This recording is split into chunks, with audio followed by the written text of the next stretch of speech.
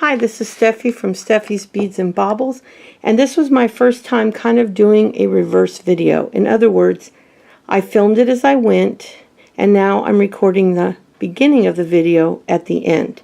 That way I only have to do one ornament. And I'm going to see if you see what I see. Let me show you the cookie cutter first. This is the cookie cutter that I found. And I saw it as two different things. I saw it as an angel, and then I saw it as a tulip. Now, my husband kind of looked at me funny when I told him that.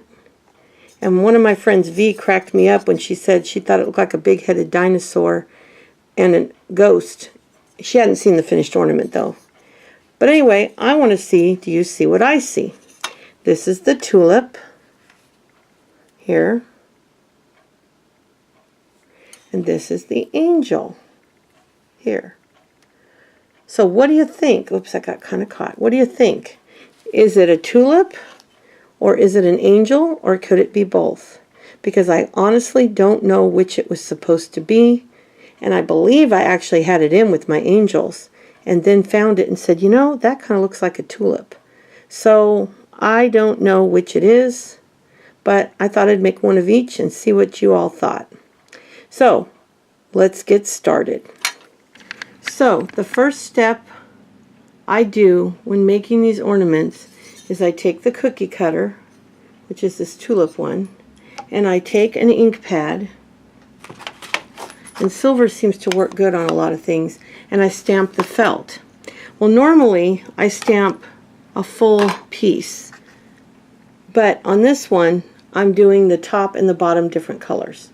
So what I did is I stamped out each side, but they overlap slightly. So what I have to do is kind of put them on the back, which is all one size, and I have to match them up perfectly. I have to make sure I have the same side, match them up on here, and they're not going to be perfect, because that's the thing I'm going to tell you. When you're cutting out your pieces, it doesn't matter how careful you are. Sometimes the ink isn't really good, you can't really see what you're doing. But I think on this one I just have to cut a little tiny bit off right here. And then what I'm going to do is stitch these two together real quick so that they don't, separate, because since I put padding in the middle, they're not going to be stitched down to the background. So I'll just take a little green thread, and I'll just be real careful not to get too much green on the pink, because you don't want that to show.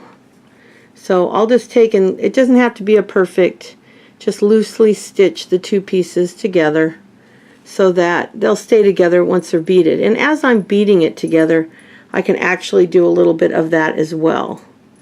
So,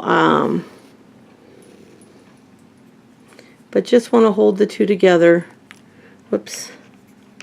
As always, I apologize, but I'm trying to keep the camera in front of me so that I can see that I'm in frame. So I'm kind of got it right in front of me on a tall tripod. So I'm working around the tripod right now. This does not have to be perfect.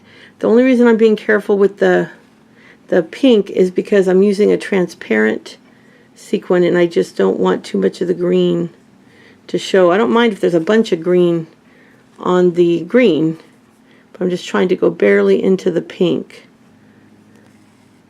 And what I might do is, after it's sewn together, I might put a couple stitches through it. I don't know.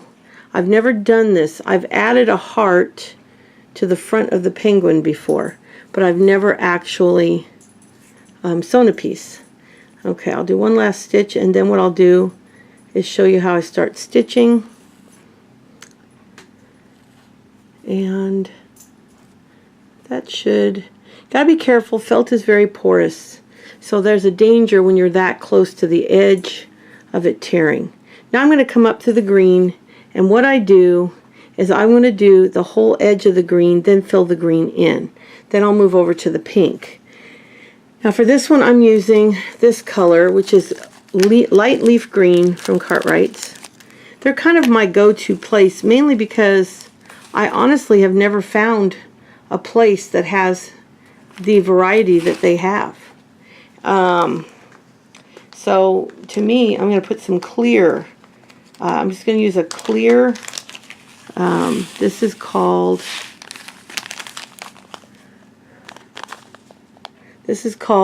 translustered crystal, and I got this through Auntie's Beads, and it's a big 50-gram bag. I like these because I've got a lot of other clears that are not as good a quality, but these are just very translucent. You can just see they almost look white in the bag, but they're actually clear, and they're just beautiful.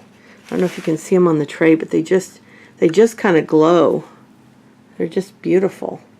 Really beautiful beads. Bring the camera over, or the light over a little bit more too. Oh, and by the way, when I stamp them out, I stamp them onto the felt. I don't know if you can see that. This is the two halves I did. Then I rough cut around them before I cut each piece out. So I'll do a rough cut so you're not holding on to all that heavy felt. And then I cut out, and I usually go a little closer, but today it's Easter Sunday. I wanted to have this video out yesterday and it didn't happen. So now I am using a green thread for the green and a pink for the pink, but you don't have to. If you only have white thread, that's fine. Now I really urge you to use beading thread if you can, but if all you have is sewing thread, it might be okay. Just make sure it's a really strong sewing thread. Now, what I did, which I didn't tell you, and I'll do this first stitch and then come back and tell you what I did. I was talking to you and got distracted. But what you do is you come up through the thread. And now, I didn't do it on here because I stitched it together already. But when you're starting with a brand new piece of thread and you have not gone through the felt yet, what I do is I come up and I come all the way through, then I go back down and then come back down and then back up. That'll hold the thread really tight. I didn't do that because I'd already stitched the stitches. But then once you're through, you're going to pick up a sequin upside down. These are a cupped sequin, so they're kind of like this. So you want to have the cup side down on the table when you pick it up. So when you pick up that sequin, I don't know if you can see this, but when you pick up the sequin, he's cup side down. You put the needle in, pick him up, and then pick up a seed bead. And if you have to do these separately, you can do that too. I'm really having trouble seeing these clear seed beads from across the camera. Okay, then once you get them both on, see what happens is now, I put a very long piece of thread, so you don't have to do that much. So then when you pull it down, your little cup is facing up.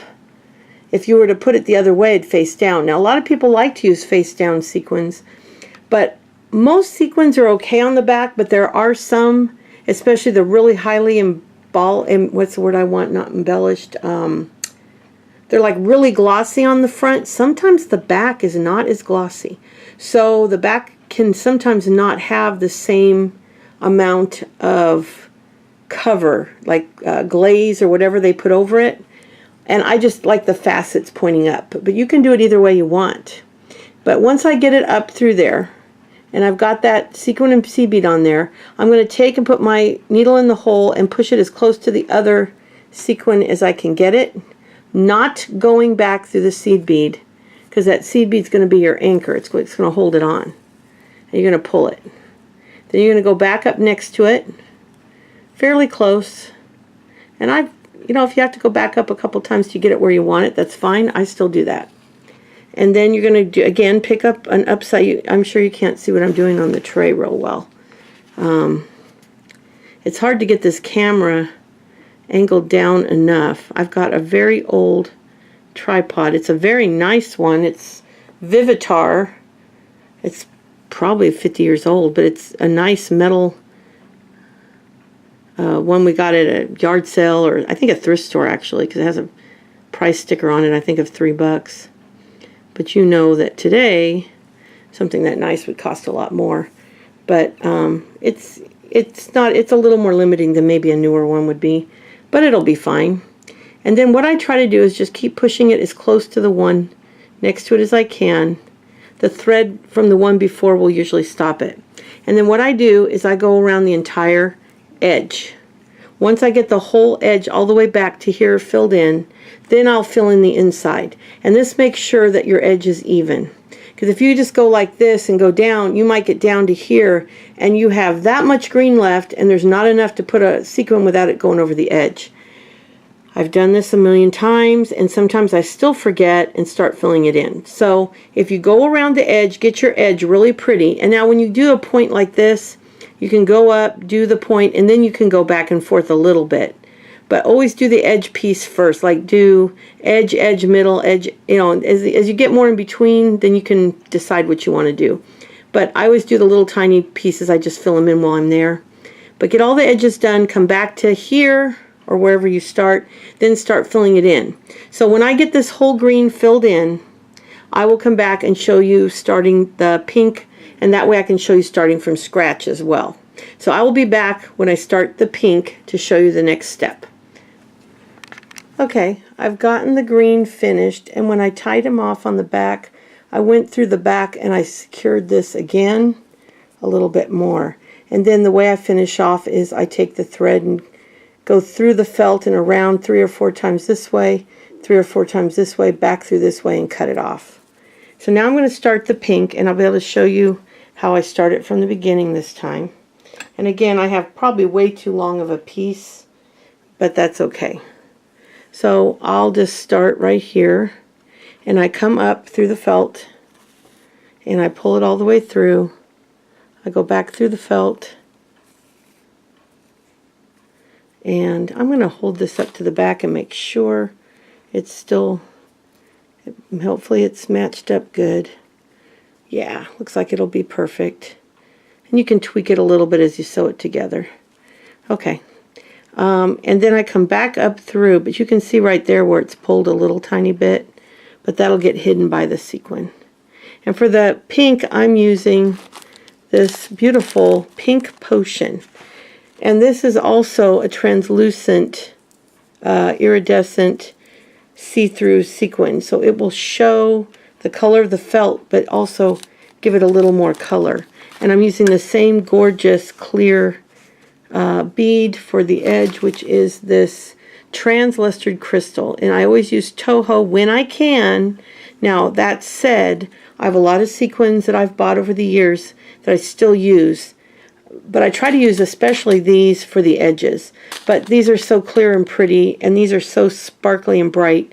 I just wanted to use the better quality. But on a lot of them, I'll use the cheap. And I think I have a... No, those aren't them. I thought I had a bag of the cheap ones out, but I guess I don't. Normally I use the cheap ones, but I just wanted this one to be especially sparkly, because the more sparkly the seed bead is, the more sparkly the sequin will look. So again, picking it upside down, grabbing a seed bead, and then I put way too much thread, but that's okay because I'll use this thread to stitch it together.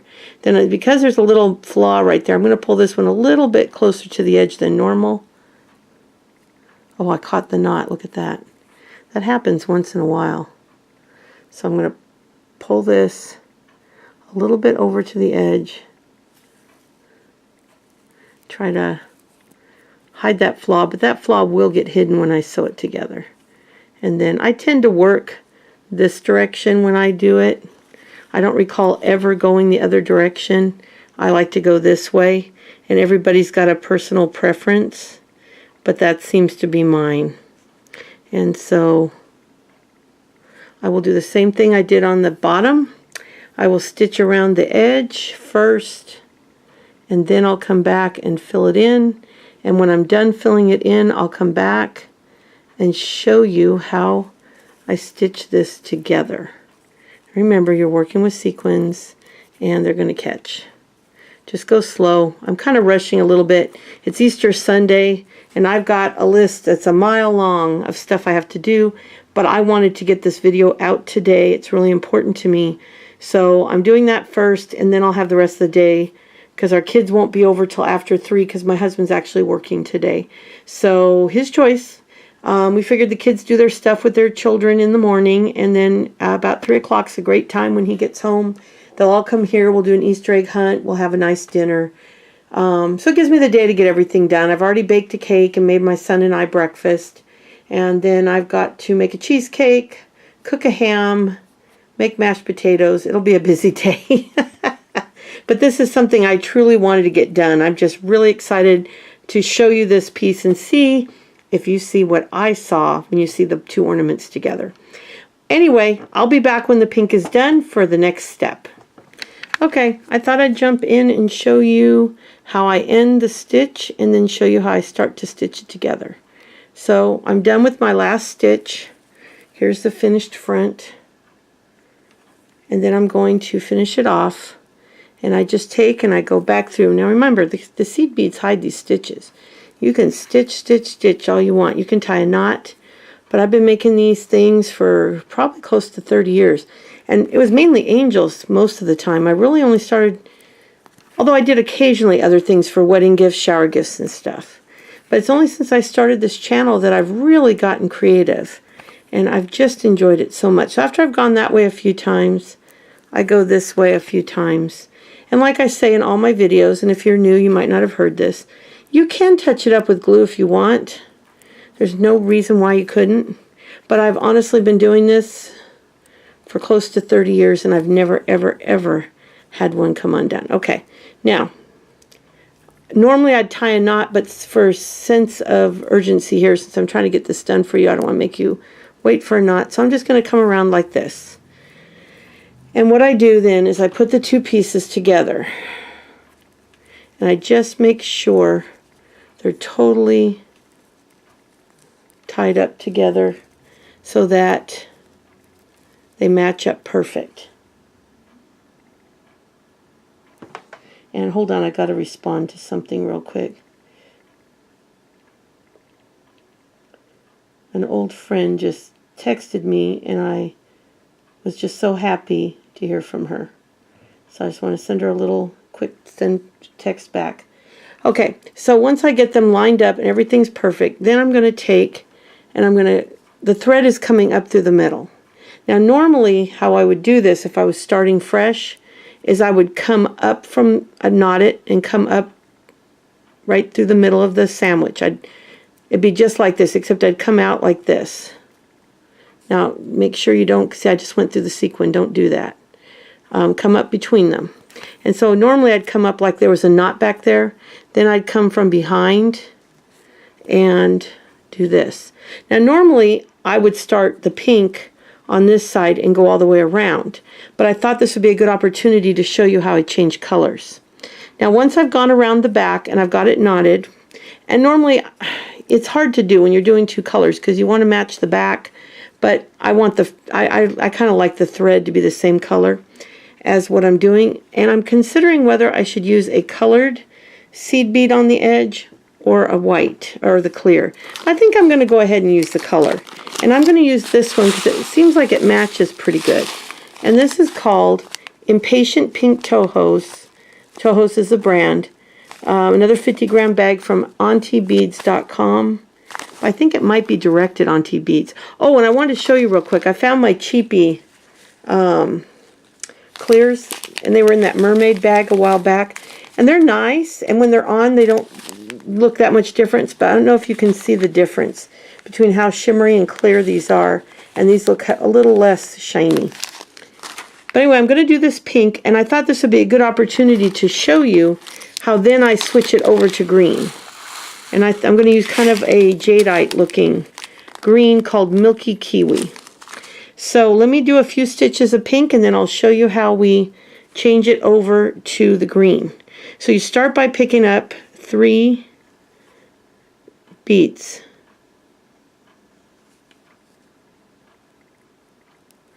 And then you're going to make sure you come up between the sequins, because you don't want the seed bead, or you don't want the needle to go through a sequin, because if you do, when you come over the sequin, that thread will lay over top the sequin and it'll make a mess.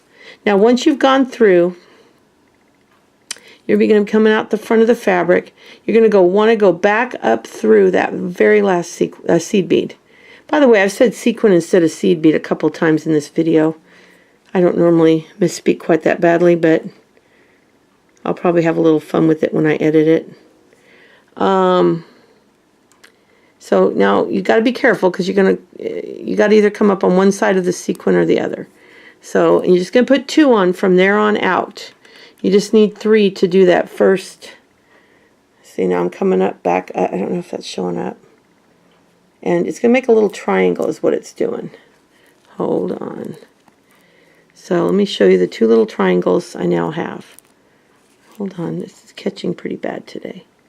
Okay, so basically the first triangle was the first bead, the second bead, the third bead. I came up through, added this bead and this bead, came around through the fabric and back up through.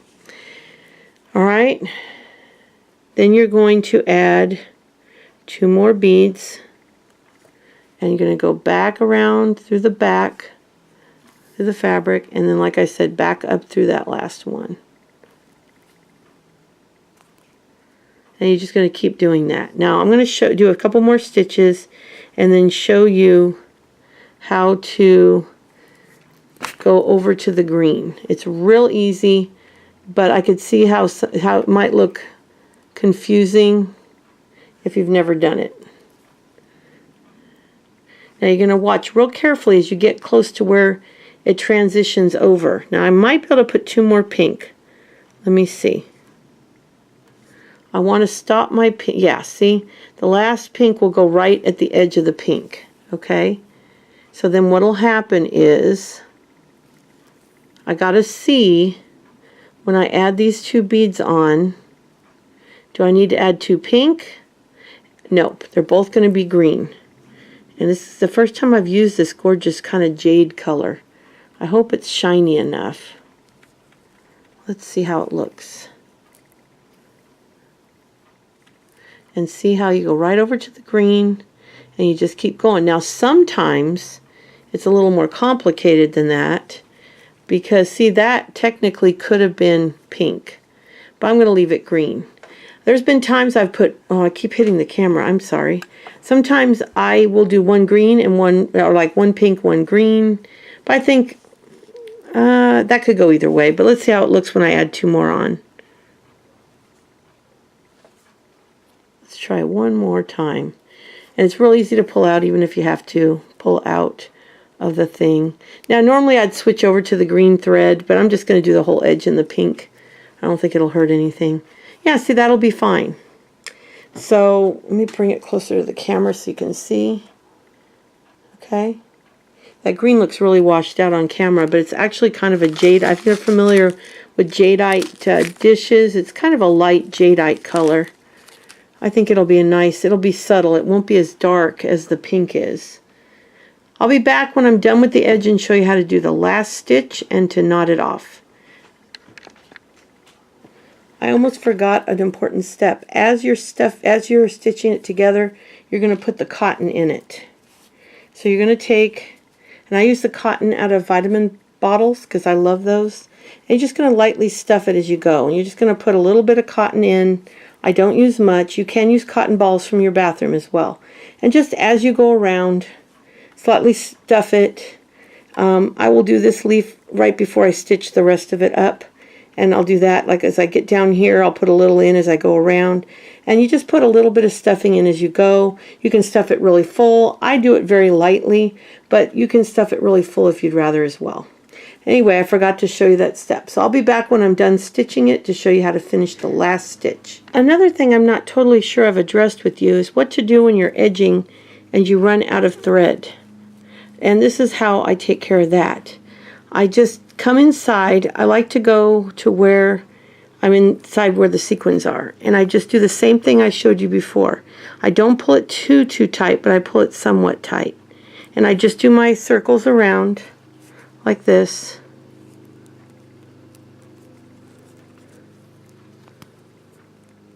And just knot it just like I would normally on the any other thing I'm doing. And once I've got it knotted, sewn around and tied off, then the way I restart it, which I won't make you wait for me to do that because that's real easy to tell you.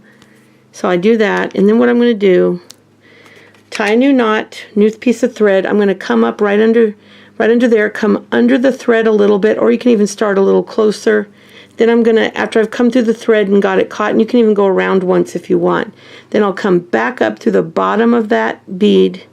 I'll just pull up like this, come back up through this bead with the new thread, and just keep going. So I don't know if I've ever showed you that, so I wanted to make sure I covered that real quick. I'll be back when I'm done with everything but the last stitch. I'll show you how to close it off, and then we'll do the loop. Okay, I'm back to show you the very last edging stitch. So if you look real close, see if my camera will get, hold on, let me get both my hands in front of the camera. Okay, if you look closely, you can see there is the last bead I added, and there is the first bead. And so what I'm going to do is I put one bead on the thread. Let's see if I can make sure it's on there. Yeah, it's right by the needle. And then I'm going to go in to the very first bead I added and go through the back of the piece. Now when I pull, that last bead will make the final triangle. And then I'm just going to do the stitch on the back.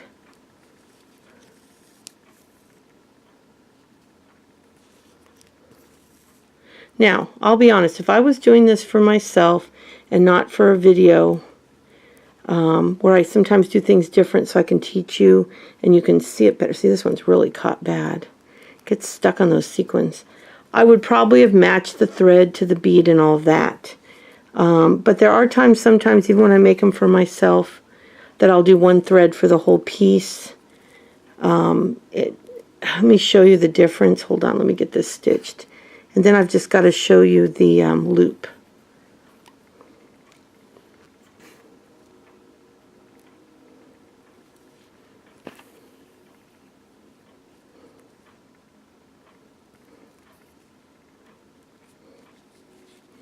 So let me get this last couple stitches.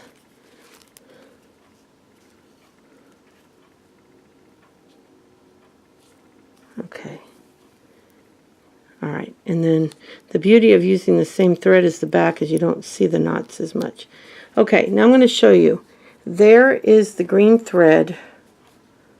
Let's see if I can get that to show up on the green. And there's the green thread on the pink. It really isn't that noticeable. Maybe a little bit, but not really. If you put a pink thread in the pink, it might make the pink a little pinker, but overall it's not going to make a huge difference. Now let me show you how to do the loop real quick, and I restrung another piece and knotted it so we wouldn't have to go through that.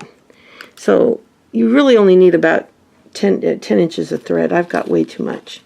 But what I usually do is I take my needle and kind of put it through the triangles and see which one where it needs to be. So kind of through the center. Oh, I'm looking at the bottom. I was thinking of the angel. Come through the top. So really that peak right there. And then I'm going to go through the back and come up through the middle. Right there. And, you know, just hold it and make sure it's hanging correctly. And then what you're going to do is put about 6 inches of beads on here. Now I'm not going to make you sit and watch me do 6 inches because you really don't need me to do that because you're going to tie it off the same way. Now I'm choosing to do the green so it'll contrast a little bit. But once you get about 6 inches of beads, then you're going to come back through the next 1 or 2. On this one I'd probably do 2 over. And you're going to come through and do that around, and then knot it. But I usually put about 6 inches of beads to get a 3-inch loop. So now on the angel, I did it a little shorter because it's such a delicate piece that I wanted it to be a little bit shorter. This one is about a, let's see, this is about a 2.5 inch loop. I mean, 2.5 inches tall. So it's about 5 inches of beads. But just do it till you're happy with it, because you can you know, kind of test it out and see what you think. But anyway, those are the 2 ornaments. I hope you like this video, and I will be back really soon. And have a happy Easter. Bye.